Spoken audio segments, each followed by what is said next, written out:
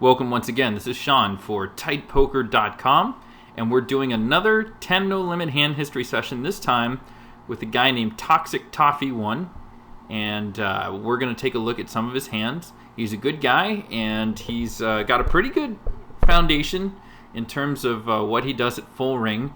The quick look at the numbers overall in his HUD: 13, 11, 3, which is darn near perfect. You'll see the biggest winners in full ring play either super nitties around 11-9 all the way to about 15-12, 16-13 is about the high range. Occasionally you'll see the laggy players at 19-16, but if you're in this kind of range where it's 13-11, 14-12, 15-12, something like that, you're doing the right idea, at least pre-flop.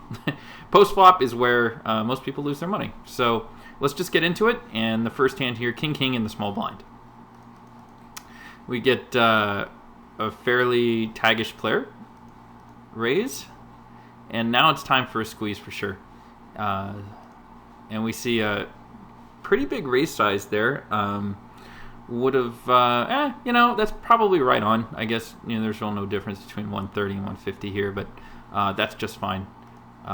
We get a caller and a folder. So you've got the overpair, and we're definitely c-betting this because a lot less is going to look us up, especially queens through eights in this case, which might be highly doubtful, but I wouldn't be surprised to see queens or jacks out of this guy.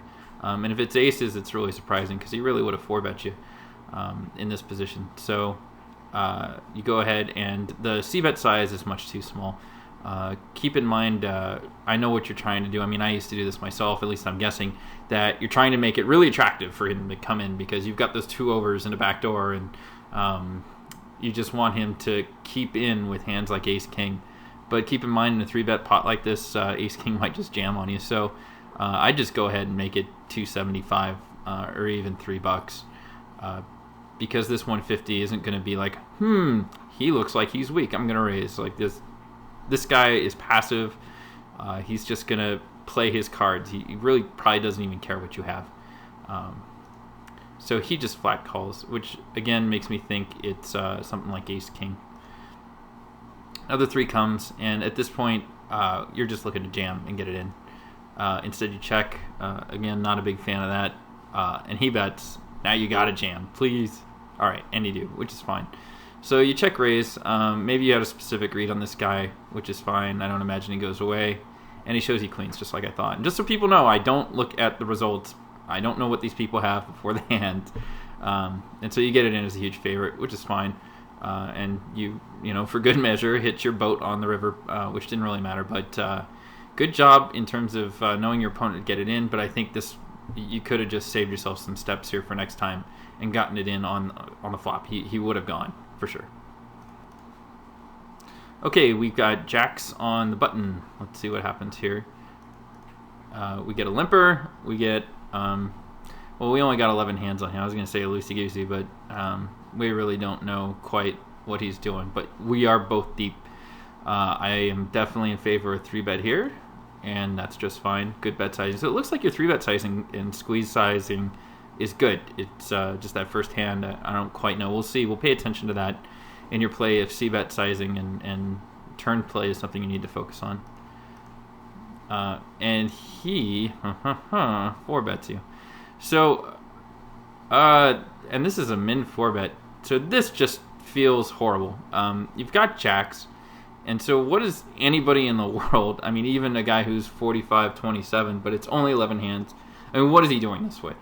At the bottom end of his range is ace-king, which you're a flip against. I mean, is he ever doing this with 10s? Like, never. Is he doing this with queens? Probably not. Is he doing it with kings? Yeah. Is he doing it with aces? Yeah. So against his range, you're crushed. And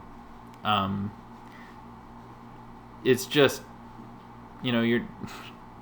It's it's unfortunate that it's $1.10 more, so you might be thinking like, well, maybe I get in there and set mine against this guy. And if you think that way, that's like, okay, you're in position. It's not horrible to think that way, but please keep in mind you're always behind here. So you go ahead and jam it, which, I guess is just a little bit of inexperience in terms of, seeing what a min 4-bet means at the micro stakes, but it usually means the nuts. he goes ahead and calls and shows you ace king, so the absolute bottom of his range, which unfortunately you're just a flip against. And oh,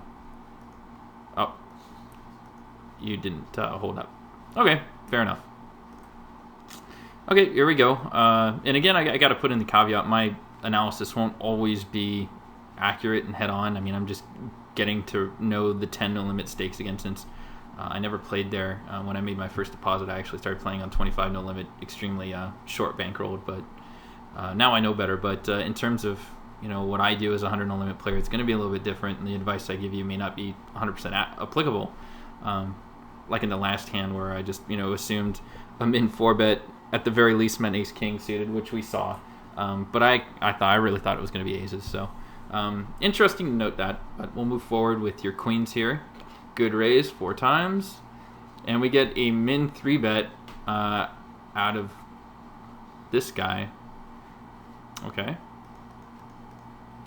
So with queens, you're just never calling a 3-bet out of position, especially because if an ace or king comes, you're just check folding pretty much to any c-bet. Definitely in favor of raising it up here, and that's good. Good job. And he flats. So you're definitely putting him on a decent range here. Chances are he's not playing out of his element, but again, we don't have too many hands on him. At least I don't. I only have 24. So you flop your set. So couldn't hit a better flop. And you go ahead and check it. I don't have a huge problem with that because you are so far ahead of everything. And he goes ahead and checks. And so now a couple of draws have shown up, and your check on the flop didn't look so hot. So we're probably potting this at this point. And the 350s, I mean, it's, I guess, the right bet size, but you really want to charge for all those hands he might have. I mean, it's doubtful he's got a jack. He might have jacks in his range, but yeah, I don't know.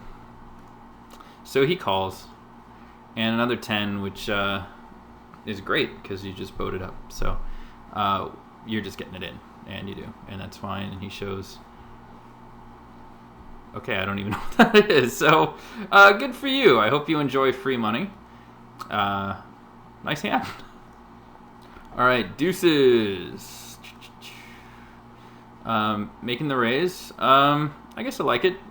It's a nice play. You just need to make sure when you do that, when you're isolating, it's going to be against a guy that you're going to be able to outplay or value post-flop.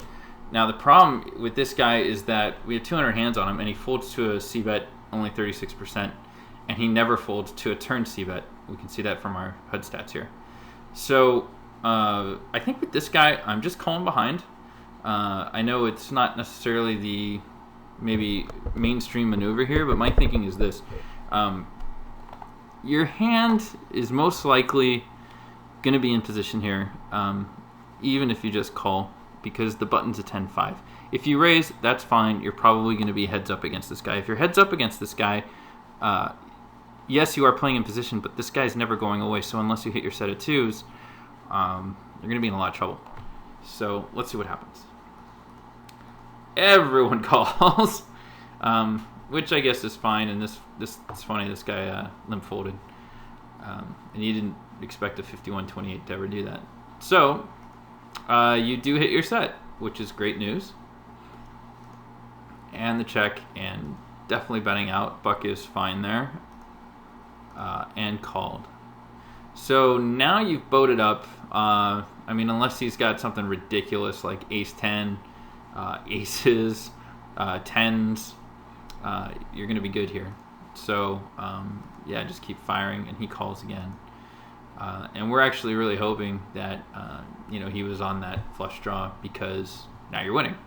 And if he has like ace, king, 10, whatever, any of those combination of hands that beat you, like, it's just a cooler. So I wouldn't too worry about it. And I mean, so much of the time he's got an ace here, like a naked ace, or even a flush draw that hit. So let's see. You check, which I hate. I mean, you've got a full house.